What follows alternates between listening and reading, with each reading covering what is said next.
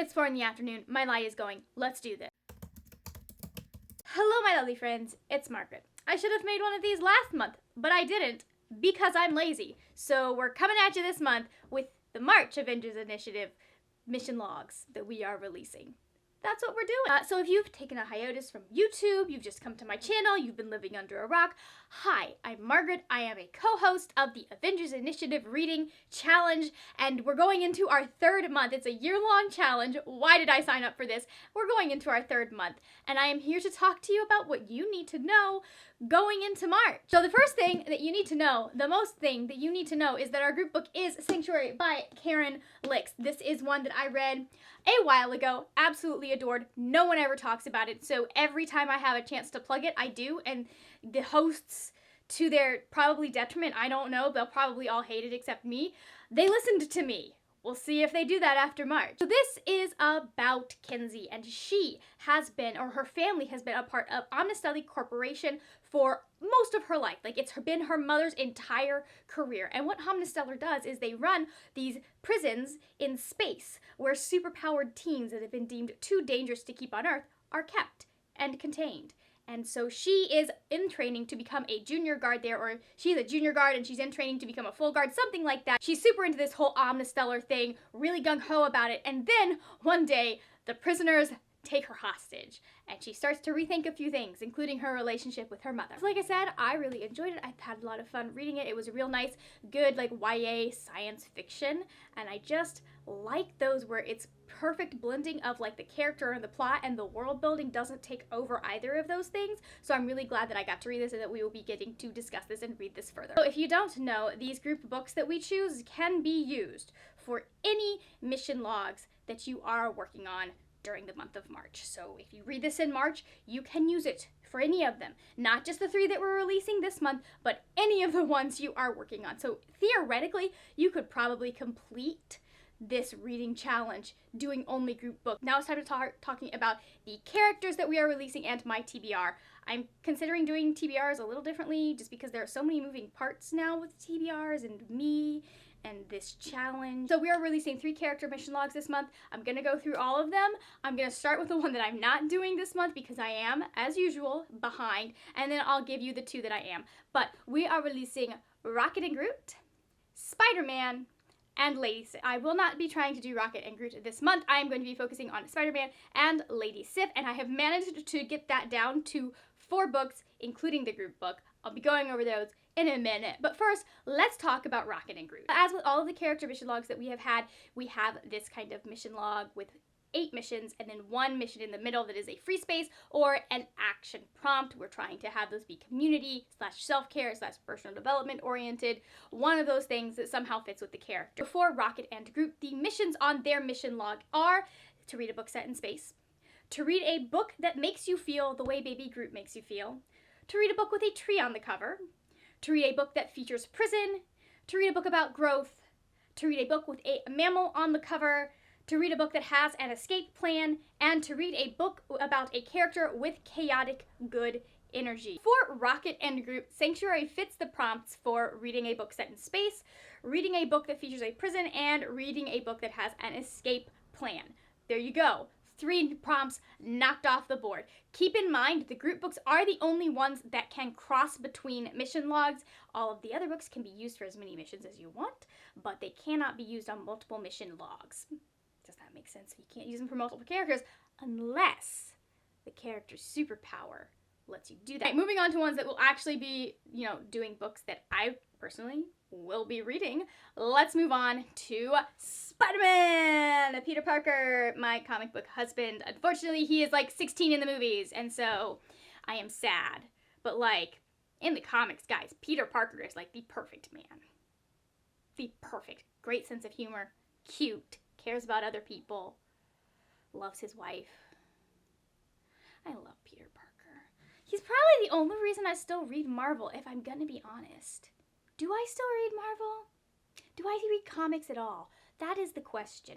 Anyways, let's go back to MCU Peter Parker, who is the most adorable being and should be protected. His missions are to read a book with a mentor-mentee relationship, to read a book about a character that lives with extended family, to read a book set in the big city, also one set in high school, a book with a teenage friend group, a YA novel, a book that features a character with superpowers, and a book with red or blue on the cover. So for Spider-Man, Sanctuary fits read a book about a teenage friend group, read a book with red or blue on the cover, because it's blue, read a book that features characters with superpowers, superpowered prison in space, and read a YA novel. It is a YA novel. Should I put it up here? Let's put it up here for the moment. All right, there we go. The other book that I am going to be reading for Spider-Man is whacking me in the face. It's with the fire. I'm confused. I can't read. With the fire on hot. It is about Imani. She had a baby when she was in her freshman year of college. And so now not freshman year of college, freshman year of high school. And so now she's trying to figure out as she goes into her senior year, like, with this child, how do I still do what I want to do with my life? She loves cooking. She wants to be a part of her school's culinary arts program, but she's already having to pay for all of these things for her kid. And so she's sitting there going, okay, but how can I afford this program? How can I afford to do the things that are involved? And I have heard it is really, really good. It is also very, very pretty, I think. I have that version. Look at that.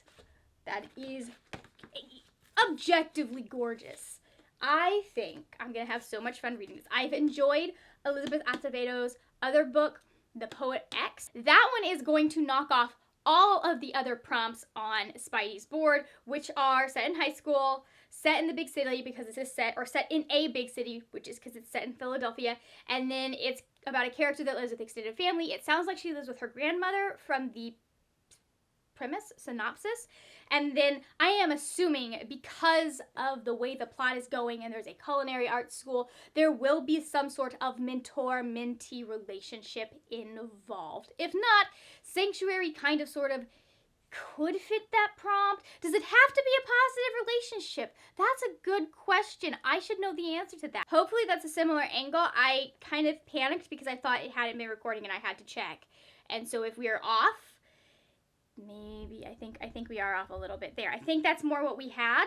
I apologize if it's not, because it's going to bother me. I at least apologize to editing Margaret. You have my deepest apologies, but you know why we had to check. Anyways, so we were talking about Sif. For Sif, the missions are read a book with an outspoken main character, one with a character with conflicted loyalties, read a book about a complicated family, read a book that has a side character that steals the show, read a book with destruction on the cover, a book that doesn't get enough credit, a book with a female female soldier, and a book with a kick-ass team. Now, this one is the one that Sanctuary does the most work on. That was not intentional, my friends.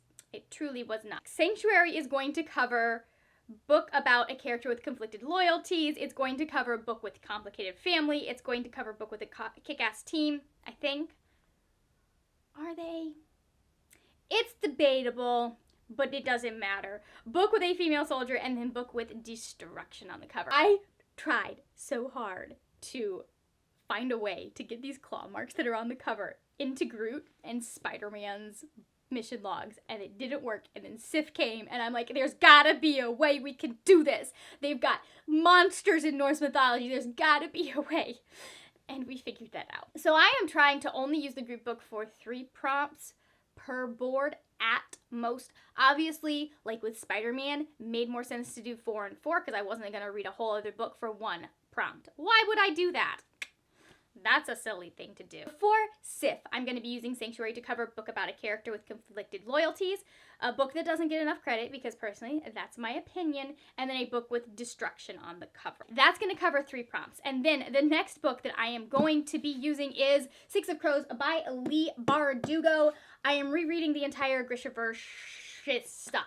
I'm rereading all of it. This is about, if you can see it, there we go. This is about 6 friends. Well, are they friends? Are they friends at the beginning? It's a group of 6 people. They are led by this one mastermind thief kind of dude that's been in Ketterdam for forever and kind of working his way up. Long story. Basic things you need to know. They get hired to do this impossible heist, and Kaz, because he's Kaz, is like, we're gonna do this heist because it's got lots of money behind it. So like his pride and his wallet were involved. There was no way he could say no. And so it's just this basically like team of people that are trying to pull off a really, really ridiculous heist. And the heist isn't really the point of the book. The point is more the relationships between the characters, but like, it's an excuse for these characters to exist, so I'm gonna go with it. I love this series. This is the first Leigh Bardugo book that I ever read, and it absolutely blew me away. I'm currently working my way through the Grisha trilogy, the Shadow and Bone trilogy, and then these guys are next. So hopefully I'll be able to get to this in March, because I still need to finish 2 books before I get to this. It's fine. Technically, I think all of the prompts that I am doing this for, I think all of those prompts could also be done using Season Storm or Ruin and Rising. That's the name of the book. We're going to be using this to do all of the whole entire left side of Sif's character board. It is going to complete book with an outspoken main character, because we have several outspoken main characters in this series. It will have cover the kick-ass team prompt, and it is also going to cover the book with a female soldier prompt, because technically Nina is or was a soldier. A child soldier, but she was a soldier. And then the final book that I am reading for Sif is going to be The Bride Test by Helen Huang. I am finally moving on with this series, thank goodness. I just took my time about it, but I absolutely love the Kiss Quotient. This is about Esme and Kai. And so Kai has autism, and so he doesn't process emotions the way that everyone else does, and he sees that as kind of a failing. And so he will not get involved in any sort of romantic relationship, because he feels like he should not be involved in a romantic relationship because he doesn't process emotions properly. So Kai's mom decides she's gonna, can you see the cover? There we go. Kai's mom decides she is going to travel back to Vietnam and find him a bride. And she finds Esme, who is a single mom. She's trying to, make her life better for herself and for, I believe it's a daughter. I think it's a daughter. But she's trying to make things better for her and her child. And so she comes over to the United States to try and kind of woo Kai and convince him to marry her. And I guess along the way she's gonna feel like it's not working, but obviously it's a romance, so they're gonna get closer together. I'm going to enjoy it. I really, really like the Kiss Quotient, so I'm really excited to see what she does with this series and the rest of these books, because I know there are a couple. There's one more at least after this, and I'm so excited for it. The Bride Test is going to cover complicated family, because, I mean, if your mom is going to another country to get you a male or a bride, I think that counts as complicated. Also, I know a little bit from the last book about Kai and his brother, cousin, other relatives. We know a little bit about his family, and it's big, and it's messy, and it's complicated, and I loved it, so I'm so ready for more. And then it's also going to work with me here. It's also going to probably, hopefully, count for has a side character that steals the show. Technically, Six of Crows can also count for that one, so we're good. But I am assuming, because it is a romance book, there's going to be someone that you're going to be like, I'm in love with them. I want more about this character. If we get the last male lead's family involved at all, his sisters always just take over the narrative, so that will be fun. So that is my TBR and everything you need to know going into March for the Avengers Initiative Reading Challenge. If you are new to this reading challenge, I will have linked up top the announcement video where I list everything, lay it all out, and it has all of the other hosts' announcement videos, so if the way I explain things doesn't work for you, you can find one of the other hosts and have them explain it to you. Let me know down in the description box of these, not description box, the comments of the mission logs of the 4 characters that are being released in this month's mission log. Who is your favorite? Who do you wish had their own Marvel TV show, movie, whatever you want to give them? Wait a minute, Spider-Man does. Okay, just let me know who's your favorite, okay? Just let me know that. If you are feeling chatty, go ahead and leave a spider in the description box or a spider web, something spidery, since, Spider-Man is clearly my favorite Marvel character to ever exist. Is he my favorite Marvel character to ever exist? Probably my favorite Marvel character that's ever made it into a movie. Except it's complicated, because the Peter Parker that we have in these movies is not the Peter Parker I grew up with, but I'm not going to get into that because all versions of Peter Parker are valid versions of Peter Parker. Okay? Okay. Thank you so much for watching. If you enjoyed this video, please give it a thumbs up. Also, there are videos over here. That's what we do next. If you want to see more that's on my channel, I will have other videos over here, including that announcement video that I mentioned that you should go check out if you have not seen already, because I injured myself doing that video. And so just make it worth the bruises I carried for like 2 weeks afterward. That is it for now, my friends. Happy reading, and I will see you later when we will talk about more wordy, nerdy things. Bye!